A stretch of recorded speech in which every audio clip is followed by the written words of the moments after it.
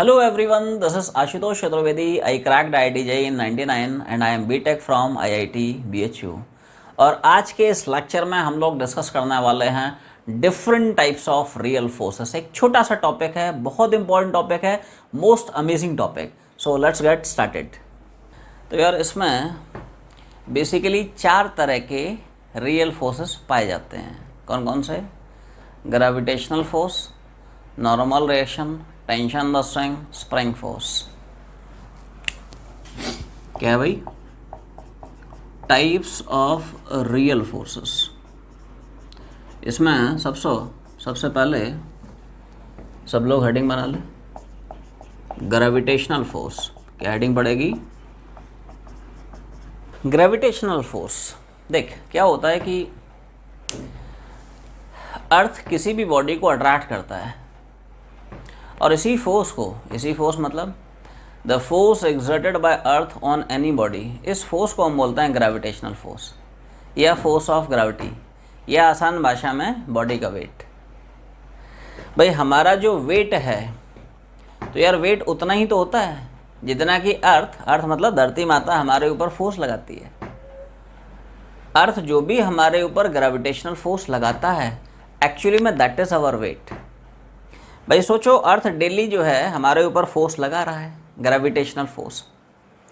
आज मान लो संडे है, संडे को अर्थ सोचता है राइट, एक दिन मैं छुट्टी ले लेता हूँ अर्थ ने अगर छुट्टी ले ली तो हमारी छुट्टी हो जाएगी रे परमानेंटली।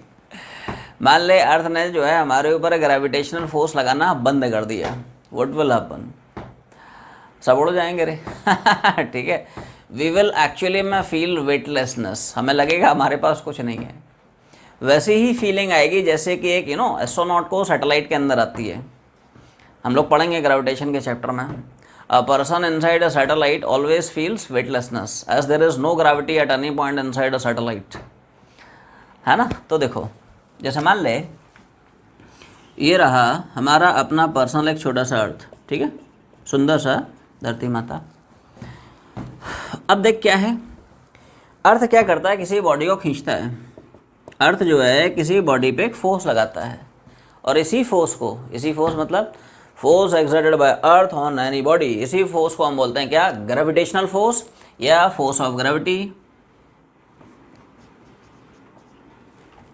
फोर्स ऑफ ग्रेविटी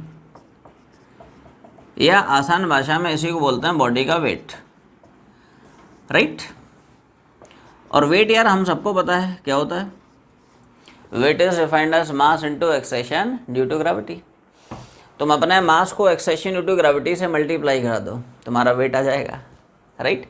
तो यही यार जो तुम्हारा वेट है, यही असलियत में अर्थ तुम्हारे ऊपर ग्रेविटेशनल फोर्स लगा रहा है या फोर्स ऑफ ग्रेविटी है, या आसान भाषा में तुम्हारा वेट है। इसका मैग्नीट्यूड ये होता है, this is the magnitude. Gravitation force की मैग्नीट्यूड होता है m इंटू जी। m मतलब बॉडी का मास, g मतलब एक्सेशन ड्यू टू ग्रेविटी, जिसकी वैल्यू होती है 10 या 9.8 मीटर पर सेकंड स्क्वायर। इसकी डायरेक्शन क्या होती है? तो यार डायरेक्शन हम सबको पता है, मास तो वैसे ही स्केलर है, कोई डायरेक्शन होता नहीं है। जिधर g उधर फोर्स। g का डायरेक्शन क्या होता है? Vertically downwards, that is towards centre of अर्थ। उसी डायरेक्शन में ग्रेविटेशन फोर्स होता है। वैसे भी ध्यान रखें, अर्थ ना यार किसी भी बॉडी को अट्रैक्ट करती है और उसकी डायरेक्शन होती है टूवर्ड्स सेंटर ऑफ अर्थ। किधर होती है? अर्थ के सेंटर की तरफ होती है। अर्थ अपने सेंटर की तरफ बॉडी को खींचती है, अट्रैक्ट करती है। तो डायरेक्शन क्या है? कह सकते हो वर्टिकली डाउनवर्ड्स या टूवर्ड्स सेंटर ऑफ अर्थ। किधर? Towards centre of earth. Earth का मास कितना होता है? अर्थ का रेडियस कितना होता है? इस डेटा की वैसे यहाँ पे सच कोई ज़रूरत नहीं है, तुम्हारी जस्ट इन्फॉर्मेशन के लिए बता रहा हूँ। ज़रूरत पड़ेगी हमें कहाँ पे? ग्रेविटेशन के टॉपिक में, राइट। तो हर एक फोर्स का यार अपने को मैग्नीट्यूड पता होना चाहिए, हर एक फोर्स की डायरेक्शन पता रहनी है। जो पहला वाला फोर्स था वो तो है ना, तुम लोग यार फैमिलियर थे, ऑलरेडी पढ़ चुके थे, है ना, कि यार अर्थ जो है ग्रेविटेशन फोर्स जो लगाता है वो उतना ही है जितना कि अपना वेट है। अब जो फोर्सेस आ रहे हैं राइट, ये सारे है ना नॉन फैमिलियर हैं, इम्पॉर्टेंट भी हैं। नॉर्मल रिएक्शन है, टेंशन द स्प्रिंग है, स्प्रिंग फोर्स है ना, एक एक करके थोड़ा ध्यान से समझें। नॉर्मल रिएक्शन क्या नाम है फोर्स का? तो जैसा नाम है वैसे ही उसका काम भी है, मतलब वैसे ही उसका मतलब भी है। नॉर्मल रिएक्शन मतलब the reaction which is normal is called as normal reaction. देख क्या होता है फंडा कि जब भी हम किसी बॉडी को किसी सरफेस के ऊपर बिठाते हैं, whenever a body is kept onto a surface, the surface exerts a force on the body and this force is called as normal reaction। जब भी हम किसी बॉडी को किसी सरफेस के ऊपर बिठाते हैं ना, तो सरफेस उस बॉडी पे अपने परपेंडिकुलर डायरेक्शन में एक फोर्स लगाता है। सरफेस अपने परपेंडिकुलर डायरेक्शन में बॉडी पे एक फोर्स लगाता है। इस फोर्स को हम बोलते हैं नॉर्मल रिएक्शन। उसका नाम ही है नॉर्मल रिएक्शन। ऐसा reaction which is normal is normal reaction. समझ पा रहे हो? ऐसा है। नॉर्मल रिएक्शन की यार डायरेक्शन बहुत इंपॉर्टेंट है, हमेशा ध्यान रखें। डायरेक्शन क्या है? Direction is always perpendicular to the surface over which the body is kept. Body को जिस सरफेस पे बिठाएगा वो सरफेस यार अपने परपेंडिकुलर डायरेक्शन में नॉर्मल रिएक्शन लगाएगा। It is always perpendicular to the surface. अब पूछोगे साहब ऐसा होता क्यों है? Why surface exerts normal reaction, लगाता क्यों है ना? तो यार बड़ा मज़ेदार उसका रीज़न है, तो सुनना। जैसे मान लो एक बुक है, it is kept on to a table, right. तुमने एक है ना बुक को टेबल के ऊपर बिठा दिया है। तो यार ध्यान से देखो, यहाँ पे इस बुक पे दो फोर्सेस लगेंगे, इस ब्लॉक पे दो फोर्सेस काम कर रहे हैं। एक तो यार अर्थ इसको खींच ही रही है, अर्थ का जो ग्रेविटेशन फोर्स होगा वो तो यार लग ही रहा है। ऐसा थोड़ी है कि यार टेबल के ऊपर चला गया तो अर्थ ने लगाना बंद कर दिया। बॉडी जिस मर्जी कोपचे में चली जाए यार, अर्थ जो है फोर्स लगाना थोड़ी छोड़ेगा, वो तो लगेगा। समझा ना कि यार बॉडी को डब्बे में बंद करके रख दे तो अर्थ को देखेगा नहीं, तो अर्थ लगाएगा नहीं। ऐसे थोड़ी होता है रे। देखे ना देखे उससे क्या फ़र्क पड़ता है। कोई भी दुनिया की बॉडी कहीं भी है, उस पर यार ग्रेविटेशन फोर्स तो लगती है, ठीक है। समझा ना? ऐसा है। तो अर्थ यार बॉडी पे ग्रेविटेशन फोर्स तो लगा ही रहा है, mg का वर्टिकल डाउनवर्ड डायरेक्शन में। अब सोचो यार ये बॉडी तो इक्विलिब्रियम में है। लेट मी शो यू, इधर देख। जैसे मान लो दस a block which is kept over this surface. इस बॉडी को तुमने सरफेस बिठा दिया है, तो यार इस बॉडी पे अर्थ तो लगा ही रही है, ठीक है, ग्रेविटेशन फोर्स डाउनवर्ड डायरेक्शन में। अब यार बॉडी तो इक्विलिब्रियम में है, तो बॉडी पे लगने वाला तो नेट फोर्स 0 है। तो नेट फोर्स 0 कब होगा?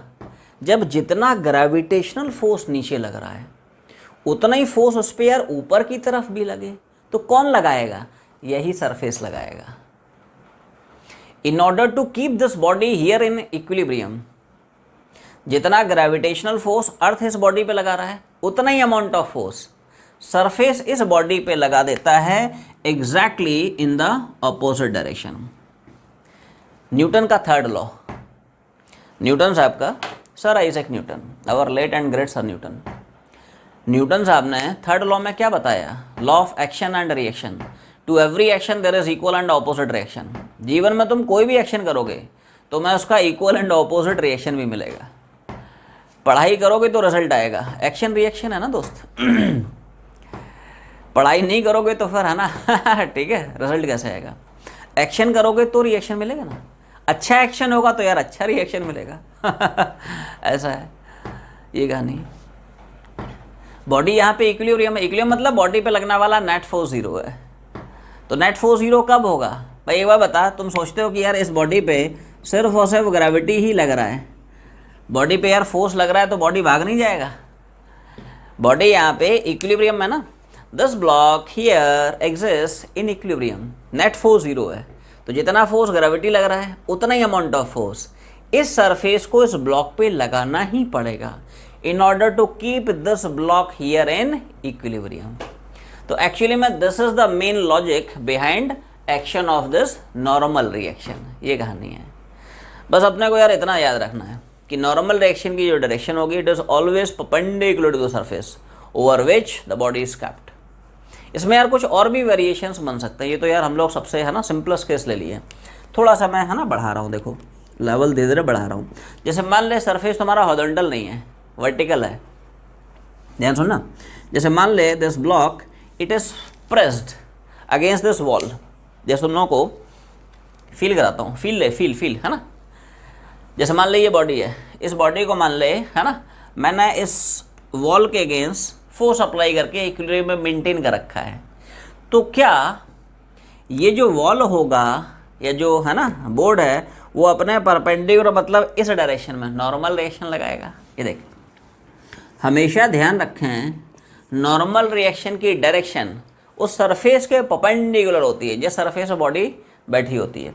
तो this block is kept over the surface, तो यार ये सरफेस अपने परपेंडिकुलर डायरेक्शन में बॉडी पे नॉर्मल रिएक्शन लगाएगा। जैसे मान ले, थोड़ा थोड़ा चेंज कर रहा हूँ यार है ना, केसेस को समझते चलें। जैसे मान ले यार इंक्लाइंड प्लेन है and body is kept on to inclined plane, तो बोल सकता हूँ इंक्लाइंड प्लेन इस बॉडी पे इस डायरेक्शन में नॉर्मल रिएक्शन लगाएगा। हमेशा सरफेस अपने परपेंडिकुलर डायरेक्शन में नॉर्मल रिएक्शन लगाएगा, ठीक है। और थोड़ा सा इसमें है ना चेंज करते हैं। जैसे मान लो यार एक स्फेरिकल बाउल है, क्या है, we have a hemispherical bowl, ठीक है। इस यार बाउल के अंदर एक ब्लॉक स्लाइड कर रहा है, तो बता डिफरेंट पॉइंट्स पे जो बाउल होगा ब्लॉक पे किस डायरेक्शन में नॉर्मल रिएक्शन लगाएगा, ठीक है। तो देखो जैसे मान ले ये सेंटर है, जैसे जब ब्लॉक यहाँ पे है तो क्या बाउल जब नॉर्मल रिएक्शन लगाएगा तो यार उस नॉर्मल रिएक्शन की डायरेक्शन कुछ ऐसी होगी। ब्लॉक हाँ ब्लॉक मान ले यहाँ पे है, तो क्या बाउल जो नॉर्मल रिएक्शन लगाएगा उसकी डायरेक्शन ऐसी होगी। ब्लॉक मान ले यहाँ पे है, तो यार जो नॉर्मल रिएक्शन लगेगा उसकी डायरेक्शन ऐसी होगी। देखो मैं सेंटर से ही क्यों पास करा रहा हूँ उसका भी लॉजिक पकड़ा है ना। प्रॉपर्टी होती है, देख सर्कल या स्फीयर की एक प्रॉपर्टी है, कमाल की प्रॉपर्टी है। क्या प्रॉपर्टी, कि सर्कल या स्फीयर के तुम किसी भी पॉइंट पे नॉर्मल खींचोगे, वो नॉर्मल हमेशा उस सर्कल के या उस स्फीयर के सेंटर से ही पास करेगा। देखो यहाँ पे यार टेंजेंट ये है, नॉर्मल ऐसा जाएगा, ये सरफेस अपने परपेंडिकुलर डायरेक्शन नॉर्मल डायरेक्शन लगाएगा। ये देखो यहाँ पे सरफेस ऐसा है, तो यार ये सरफेस अपने परपेंडिकुलर डायरेक्शन में नॉर्मल डायरेक्शन लगाएगा। और स्फीयर का नॉर्मल है तो यार हमेशा स्फीयर का सेंटर से ही पास करेगा। यहाँ पे सरफेस ऐसा है, ये अपने परपेंडिकुलर डायरेक्शन में नॉर्मल डायरेक्शन लगाएगा। इसी में कुछ और भी केसेस यार बन सकते हैं। जैसे मान लो कोई रैंडम सा ट्रैक है, बॉडी किसी भी आर्बिट ट्रैक पे यार मूव कर रही है ना। तो देखो एक ब्लॉक है इस तरह से स्लाइड कर रहा है, कोई भी रैंडम ट्रैक है, तो बता different points on the track पे नॉर्मल डायरेक्शन की डायरेक्शन क्या क्या होगी, है ना। तो देखो ये सरफेस यार अपने perpendicular in this direction normal direction लगाएगा, सरफेस अपने परपेंडिकुलर डायरेक्शन नॉर्मल डायरेक्शन लगाएगा, सरफेस अपने परपेंडिकुलर डायरेक्शन नॉर्मल डायरेक्शन लगाएगा और लगाता रहेगा जीवन में। क्लियर।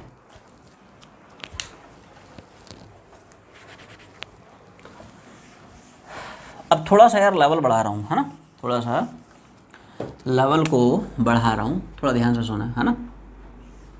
सब लोग थोड़ा थम जाएं और ध्यान से सुने बातों को। जैसे मान ले ये फ्लोर है, ये वॉल है, ठीक है। Against this floor, against this wall एक मेरे पास रॉड है, रॉड मान ले, लैडर मान ले, स्टिक मान ले, व्हाटएवर इट इज, ठीक है। This rod is kept in equilibrium against this floor, against this wall. तो can you tell me directions of normal reaction exerted by floor, exerted by wall at the two ends of this ladder? Ladder के दोनों ends पे ये जो floor है, ये जो wall है, किन किन डायरेक्शंस में नॉर्मल रिएक्शन लगाएगा। पहले इस एंड पे बताओ किस डायरेक्शन में नॉर्मल रिएक्शन लगाएगा, मतलब वर्टिकली अपवर्ड्स लगाएगा यार या किसी एंगल पे लगाएगा। आवाज नहीं आई। Vertically upwards. Shweta very good. बाकी जनता क्या सोचती है। लेटर के इस एंड पे ये जो वॉल है ये किस डायरेक्शन में नॉर्मल डायरेक्शन लगाएगी, हॉरिजॉन्टल या किसी एंगल पे। At some angle. Very good. तो देखो ऐसा है, सुन ऐसे सोच, इधर देख, इस प्रॉब्लम को यार डील करने का बड़ा है ना आसान सा मेथड बताता हूँ। ऐसे सोच कि यार रॉड का ये जो पॉइंट है, हाँ रॉड का ये जो पॉइंट है, ये जो एंड है, ऐसे सोच ये पॉइंट, ये एंड इस सरफेस बैठा है, तो यार ये सरफेस अपने परपेंडिकुलर इस डायरेक्शन में नॉर्मल डायरेक्शन लगाएगा। क्या ये डायरेक्शन तुम्हें चमका? फिर समझो ध्यान से, है ना, इंपॉर्टेंट केस है। रॉड का ये पॉइंट इस सरफेस बैठा है, सरफेस अपने परपेंडिकुलर डायरेक्शन नॉर्मल डायरेक्शन लगाएगा, ये नॉर्मल डायरेक्शन एग्जैक्ट वर्टिकल होगा, एंगल पे नहीं, एग्जैक्ट वर्टिकल। ऐसी सोच, रॉड का यार ये एंड इस सरफेस से कांटेक्ट में है, तो ये सरफेस अपने perpendicular in this direction normal direction लगा देगा, एग्जैक्ट हॉरिजॉन्टल लगेगा, एंगल पर नहीं लगेगा। बात समझ लो ना तुम लोग, एग्जैक्ट अलोंग हॉरिजॉन्टल, समझ ना। रॉड का ये पॉइंट इस सरफेस बैठा, ये सरफेस वर्टिकल है, तो ये अपने परपेंडिकुलर डायरेक्शन नॉर्मल डायरेक्शन लगाएगा, और यार वर्टिकल का परपेंडिकुलर क्या होगा? हॉरिजॉन्टल, है ना। तो ये जो सरफेस होगा वर्टिकल में लगाएगा, ये जो सरफेस होगा हॉरिजॉन्टल में लगा देगा नॉर्मल डायरेक्शन। छाप ले। एक छोटा सा इसमें ट्विस्ट करता हूँ, थोड़ा सा और लेवल बढ़ाता हूँ, थोड़ा सा चेंज करते हैं केस को, थोड़ा सा चेंज कर लेते हैं। जैसे मान ले ऐसा है, जैसे मान लेते हैं कि इस बार यार ये जो तुम्हारा वॉल था ना छोटा पड़ गया, या मान ले लैडर थोड़ा सा बड़ा पड़ गया, ठीक है, वॉल छोटा है लैडर थोड़ा बड़ा है। अब बता कि जो सरफेस है, जो वॉल है, ये इन दोनों पॉइंट्स पे किन किन डायरेक्शंस में नॉर्मल डायरेक्शन लगाएगा, सोच के बोल। तो यार इस पॉइंट में तो कोई दिक्कत नहीं है, रॉड का ये जो पॉइंट है, इस पॉइंट पे तो यार इस डायरेक्शन नॉर्मल डायरेक्शन लगेगा, ये तो सेम केस हो गया, किसी कोई शक नहीं। रॉड का ये जो पॉइंट है, ध्यान सुनना, ये सरफेस बैठा है, तो यार ये सरफेस अपने perpendicular in this direction normal direction लगा देगा, क्लियर है। यहाँ पे यार थोड़ा सा गाड़ी अटकेगी, कोई बताएगा? यहाँ पे जो नॉर्मल डायरेक्शन लगाएगा हॉरिजॉन्टल में लगेगा या एंगल पे लगेगा, सोच के बोल। हॉरिजॉन्टल लगेगा या एंगल पे लगेगा? तुम लोग दिमाग लगा रहे हो मतलब। अब यार हॉरिजॉन्टल नहीं लग पाएगा, अब किसी एंगल पे जाएगा। और उसको डील करने का एक छोटा सा ट्रिक है। क्या ट्रिक है? उल्टा सोचो। उल्टा मतलब ऐसे सोच कि जो रॉड है ये वॉल पे नहीं बैठा है, उल्टा wall is kept on to this rod.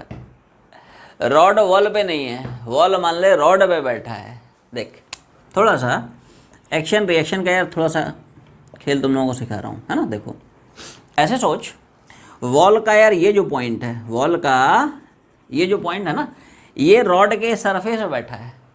तो रॉड का ये सरफेस वॉल पे अपने परपेंडिकुलर डायरेक्शन में नॉर्मल डायरेक्शन लगाएगा, और जितना नॉर्मल डायरेक्शन रॉड वॉल पे इधर लगाएगा उतना ही नॉर्मल डायरेक्शन वॉल रॉड पे लगाएगा, but exactly in opposite direction according to the law of action and reaction.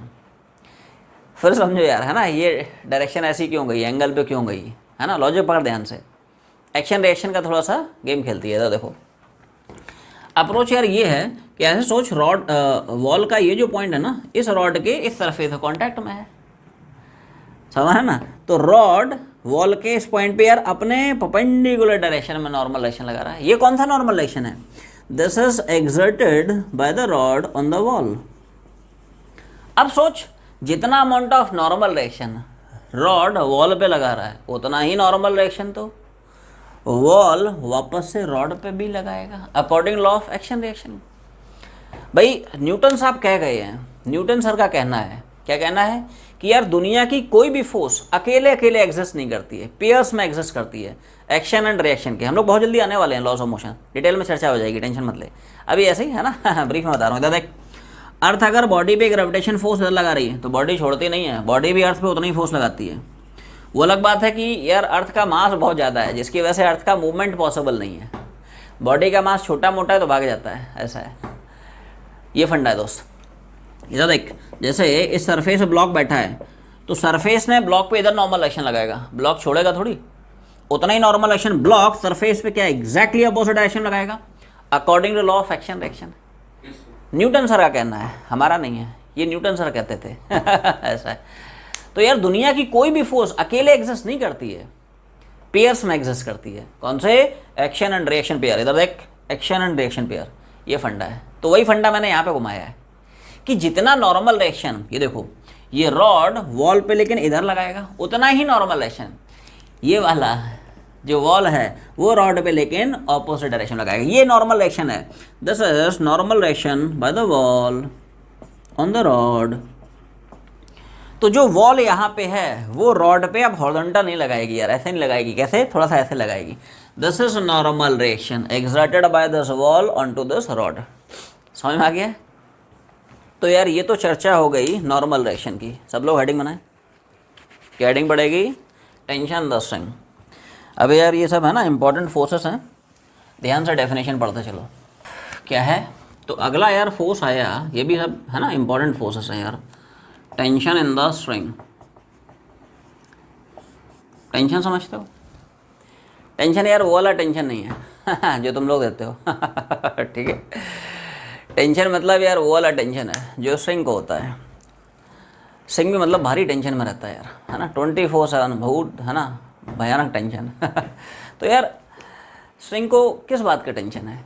Tension the string.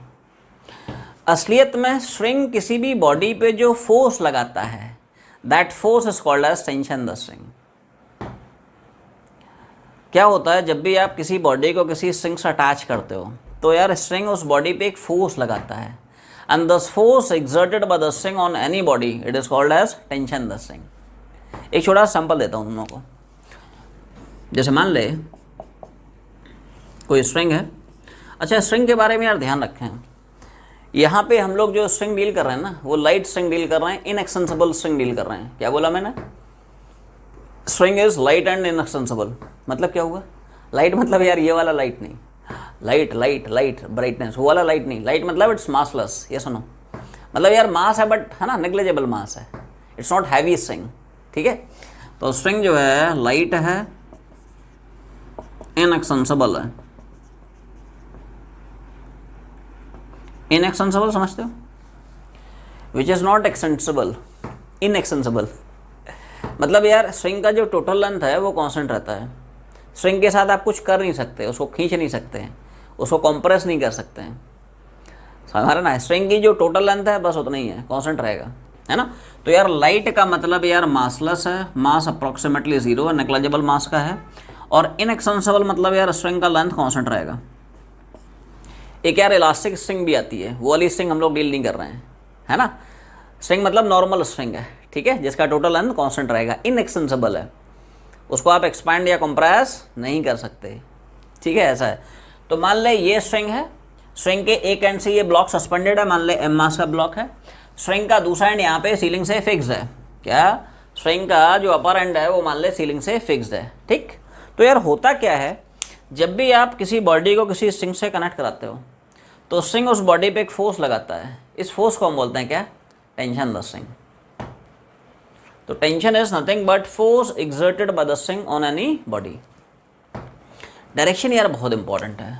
Tension की जो डायरेक्शन होती है ना, टेंशन हमेशा ध्यान रखें it's a pulling force in nature. कैसा होता है? पुलिंग फोर्स, खींचता है खींचता है खींचता है, पुशिंग नहीं होता है। It's never a pushing force, खींचता है, पुलिंग फोर्स होता है। क्या होता है?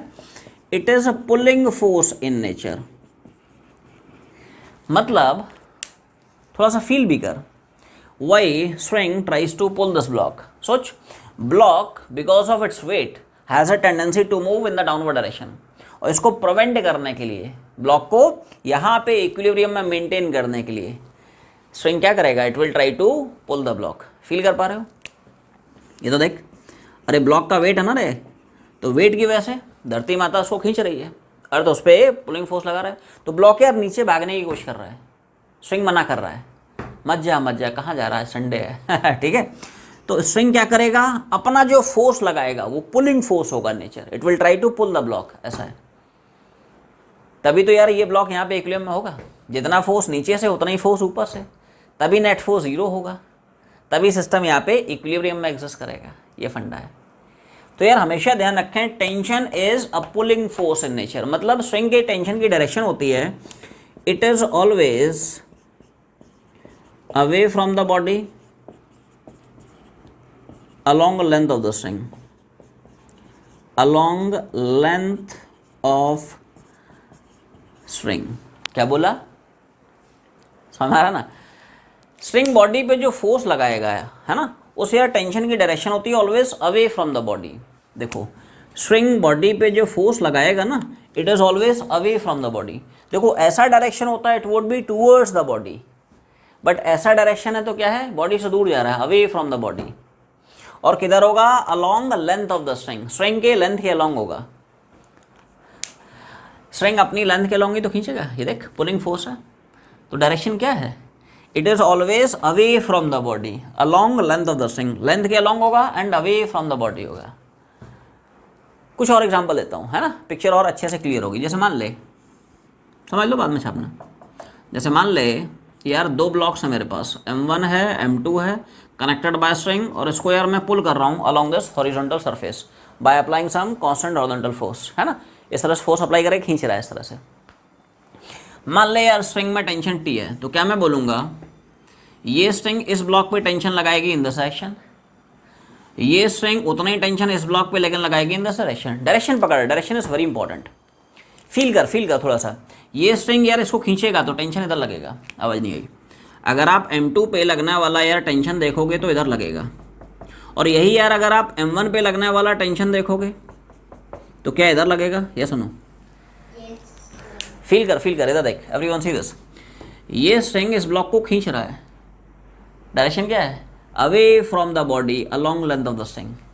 यार ये भी स्ट्रिंग तो इस ब्लॉक को खींचेगा ना, ये देखो direction is what, away from the body along length of the string, है ना, इसके लिए अवे फ्रॉम बॉडी इधर और इसके लिए अवे फ्रॉम बॉडी इधर, ये फंडा है। So tension in the string के कुछ और एप्लीकेशंस, जैसे मान ले कुछ यार इस तरह का सेटअप है, जैसे मान ले एक स्ट्रिंग है, उससे ब्लॉक कनेक्टेड है, इस ब्लॉक से एक और स्ट्रिंग कनेक्टेड है, वहाँ से एक और ब्लॉक कनेक्टेड है। मान ले स्ट्रिंग में टेंशन T1 है, स्ट्रिंग में मान ले टेंशन T2 है। देखो हमेशा ध्यान रखें यार, एक गिवन स्ट्रिंग के लिए टेंशन यूनिफॉर्म रहेगा, स्ट्रिंग चेंज करेगा then only tension will change. String fix है तो यार टेंशन फिक्स रहेगा, ठीक है। तो देखो मैंने मान लिया इस स्ट्रिंग में टेंशन T1 है, इस स्ट्रिंग में मान लिया टेंशन T2 है, ठीक है। जैसे मान ले M1 पे लगने वाले टेंशन का डायरेक्शन देखना चाहते हो, तो यार M1 ब्लॉक सिर्फ और सिर्फ एक ही स्ट्रिंग से कनेक्टेड है, सिर्फ यही स्ट्रिंग इस ब्लॉक पे टेंशन लगा सकता है। किधर लगाएगा, सिंपल सा लॉजिक यार, string will try to pull this block. हमेशा ध्यान रखें यार, टेंशन की डायरेक्शन क्या होगी, away from the body along length of the string. ये स्ट्रिंग इस पर टेंशन किधर लगा रही है, away from the body along length of the string. लेकिन यही अगर आप यार M2 पे लगने वाले टेंशन देखें तो M2 यार दो स्ट्रिंग से यहाँ पे अटैच है, दोनों स्ट्रिंग M2 पे टेंशन लगा रही हैं। तो देखो है ना, ये यार M2 वाला कार्यक्रम बड़ा इंटरेस्टिंग है, सब लोग थोड़ा ध्यान से देखें। डायरेक्शन पकड़ना, डायरेक्शन क्या ये स्ट्रिंग इस ब्लॉक को पुल करने की कोशिश करेगी, क्या टेंशन T2 का डायरेक्शन ये होगा। क्या ये स्ट्रिंग भी इस ब्लॉक को पुल करने की कोशिश करेगी, क्या T1 का डायरेक्शन ये होगा। ये फंडा है। या वैसे ही सोच, ये स्ट्रिंग इस पर टेंशन किधर लगाएगी, away from block along length of the string. ये स्ट्रिंग टेंशन T1 किधर लगाएगी, away from the block along length of the string. ऐसा फंडा है। अब जैसे यार इसमें कुछ पुली प्रॉब्लम्स भी आते हैं।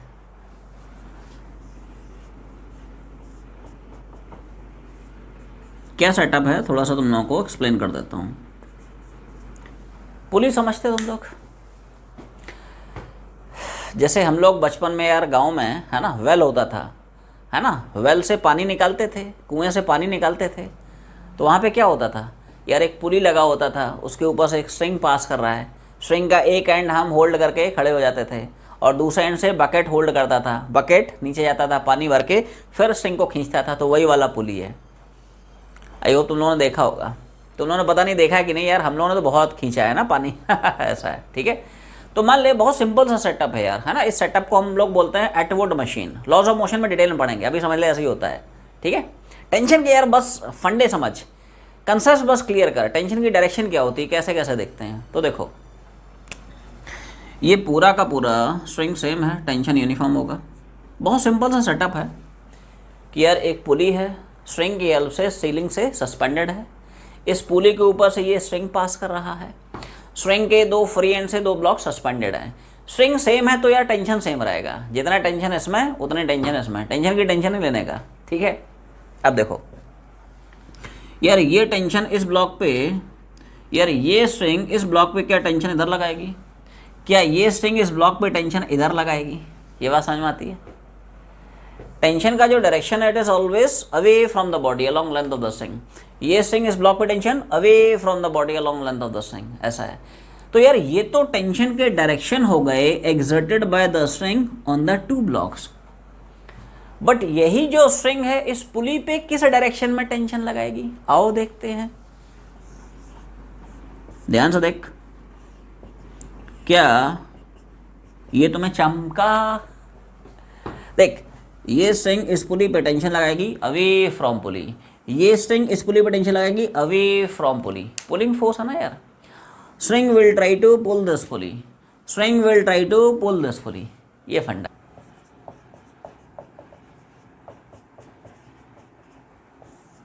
सो अब हमने जैसे टेंशन इन द स्ट्रिंग के बारे में डिस्कशन किया, उसी तरह से एक और फोर्स आता है जिसको हम बोलते हैं स्प्रिंग फोर्स।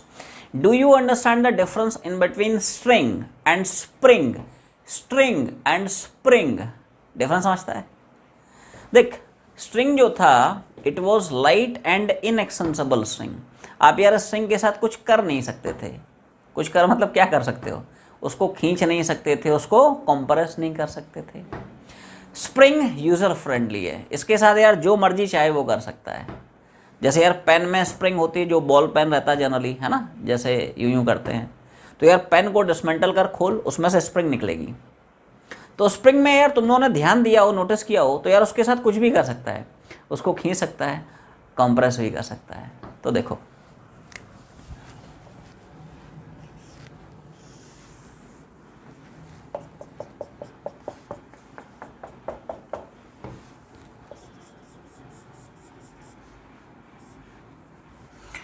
ये यार एक बेसिक स्प्रिंग ब्लॉक का अरेंजमेंट है। ये मान ले स्प्रिंग है, स्प्रिंग का एक एंड यहाँ से वॉल से फिक्स्ड है, स्प्रिंग के दूसरे एंड से ये ब्लॉक अटैच्ड है। इस सिस्टम को बोला गया स्प्रिंग मास सिस्टम। क्लियर है? ऐसा है।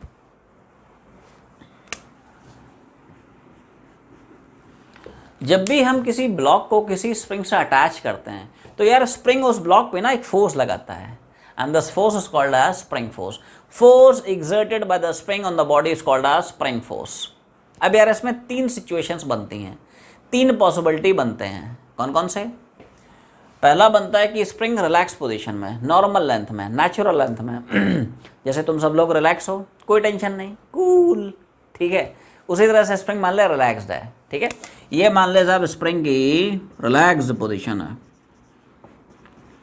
या इसी को नॉर्मल लेंथ बोलते हैं,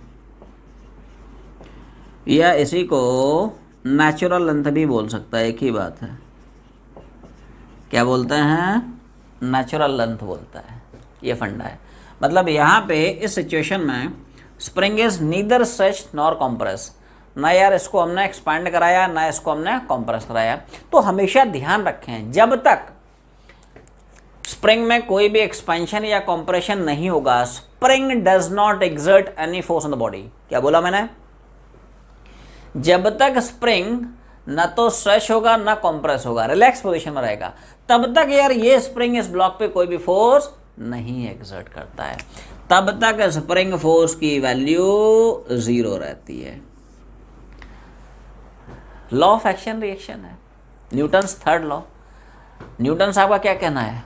sir Isaac Newton, our late and great sir Newton. Newton साहब क्या कह के गए हैं? To every action there is equal and opposite reaction. आप जैसा जीवन में एक्शन करोगे आपको वैसा ही रिएक्शन मिलेगा। तो यार ब्लॉक ने स्प्रिंग के साथ कुछ नहीं किया है, तो यार स्प्रिंग भी ब्लॉक के साथ कुछ नहीं करेगा।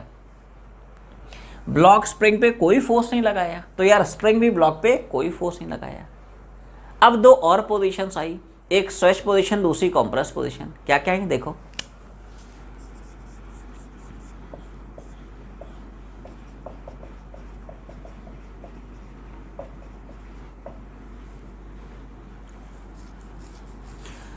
जैसे मान लेते हैं कि यार ब्लॉक को हमने इस डायरेक्शन में डेल्टा अमाउंट से डिस्प्लेस करा दिया है, तो ध्यान से सोचो, क्या जितना अमाउंट ऑफ ब्लॉक का डिस्प्लेसमेंट होगा क्या उतना ही अमाउंट से ये स्प्रिंग एक्सपांड हो जाएगा? That will be same as amount of expansion in the spring. ये सुनो, ये फंडा है। क्लियर? अच्छा अब सोच के देख, इस पोजीशन को बोला गया स्ट्रेस पोजीशन। अब यार सोच के देख,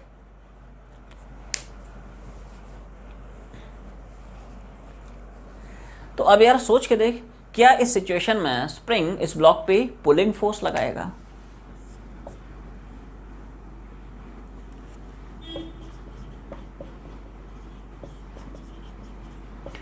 यहां पे इस फोर्स की जो नेचर होती है इट इज पुलिंग फोर्स। अब सोचो ऐसा क्यों होता है, दिमाग लगा थोड़ा सा, इधर देख। ब्लॉक ने स्प्रिंग को पुल किया है तो यार स्प्रिंग भी ब्लॉक को पुल करेगा, ये फंडा है। जैसा एक्शन वैसा रिएक्शन। ब्लॉक स्प्रिंग को पुल करते जा रहा है तो स्प्रिंग भी ब्लॉक को पुल करेगा। तो हमेशा ध्यान रखें, whenever the spring is in the state of expansion it exerts pulling force, ये फंडा है दोस्त। अब मान ले ब्लॉक को तुमने इधर ना इधर डिस्प्लेस करा दिया, ब्लॉक को मान ले डेल्टा एल अमाउंट से इस डायरेक्शन में डिस्प्लेस करा दिया, तो क्या ब्लॉक का जितना डिस्प्लेसमेंट होगा उतना ही अमाउंट से स्प्रिंग यहाँ पे कंप्रेस हो जाएगा? जितना ब्लॉक का डिस्प्लेसमेंट उतना ही अमाउंट से स्प्रिंग कंप्रेस हो गया। तो हमेशा ध्यान रखें, इस पोजीशन को बोलता है कंप्रेस्ड पोजीशन। क्या बोलते हैं? Compressed position. हमेशा ध्यान रखें, whenever the spring is in the state of compression it exerts pushing force। कैसा फोर्स लगाता है? अब पुशिंग फोर्स ही क्यों लगाता है उसका भी लॉजिक सुन। What is the reason? Block ने स्प्रिंग को पुश किया है तो स्प्रिंग भी ब्लॉक को पुश करेगा। ब्लॉक ने स्प्रिंग को पुश किया है तो स्प्रिंग भी ब्लॉक पे कैसा फोर्स लगाएगा? Pushing force. ये फंडा है। अब ध्यान रखें, चाहे ये पुलिंग फोर्स हो चाहे ये पुशिंग फोर्स हो, इन दोनों के जो मैग्नीट्यूड होते हैं they are given by this. Magnitude of spring force exerted by the spring on the block is K delta L। K यहाँ पे एक कांस्टेंट होता है जिसको हम बोलते हैं spring constant. It is actually में the property of nature of material of the spring. एक गिवन स्प्रिंग के लिए जो स्प्रिंग कांस्टेंट रहता है वो फिक्स रहता है, कांस्टेंट रहता है। मटेरियल की प्रॉपर्टी है कि क्या बोला? It's the property of nature of material of spring. जैसे आयरन का स्प्रिंग है तो यार उसका के डिफरेंट होगा, कॉपर का स्प्रिंग है तो उसके लिए डिफरेंट होगा, एल्यूमिनियम का है तो उसके लिए डिफरेंट होगा, सबका अपना अपना अलग रहता है स्प्रिंग कांस्टेंट। और डेल्टा एल क्या है यहाँ पे? It is amount of expansion और कंप्रेशन इन द स्प्रिंग। और ध्यान रखें, ये जो डेल्टा एल रहता है it is always measured from normal length of the spring. क्या? नॉर्मल लेंथ से रिलैक्स पोजिशन से कितने अमाउंट तक स्प्रिंग को एक्सपांड किया है, नॉर्मल लेंथ से स्प्रिंग को कितने अमाउंट से कंप्रेस किया है। डेल्टा एल क्या हो गया? अमाउंट ऑफ एक्सपेंशन और कंप्रेशन इन द स्प्रिंग। कहाँ से? Measured always from its normal length. Clear है? और आप यहाँ से थोड़ा सा जस्टिफाई भी कर सकते हैं। क्या? कि यार स्प्रिंग फोर्स होता है F बराबर K डेल्टा एल। जहाँ पे स्प्रिंग रिलैक्स पोजीशन में नॉर्मल लेंथ में, तो यार वहाँ पे डेल्टा एल कितना है? ज़ीरो। डेल्टा एल ज़ीरो छाप दे, क्या फोर्स भी ज़ीरो मिल रहा है? रिलैक्स पोजीशन में यार डेल्टा एल ही नहीं है तो F बराबर K इंटू डेल्टा एल, और डेल्टा एल ज़ीरो हो जाएगा तो यार फोर्स कितना हो गया? ज़ीरो। यहाँ से मैथमेटिकली भी जस्टिफाई कर सकते हैं। क्लियर है? सो फाइनली स्प्रिंग फोर्स को थोड़ा सा तुम लोगों को समराइज़ कर देता हूँ। तीनों जो केसेस हैं हमेशा ध्यान रखें, जब तक स्प्रिंग रिलैक्स पोजीशन में रहेगी, नॉर्मल लेंथ में रहेगी, नेचुरल लेंथ में रहेगी, तब तक spring does not exert any force on the body. तब तक स्प्रिंग फोर्स की वैल्यू ज़ीरो।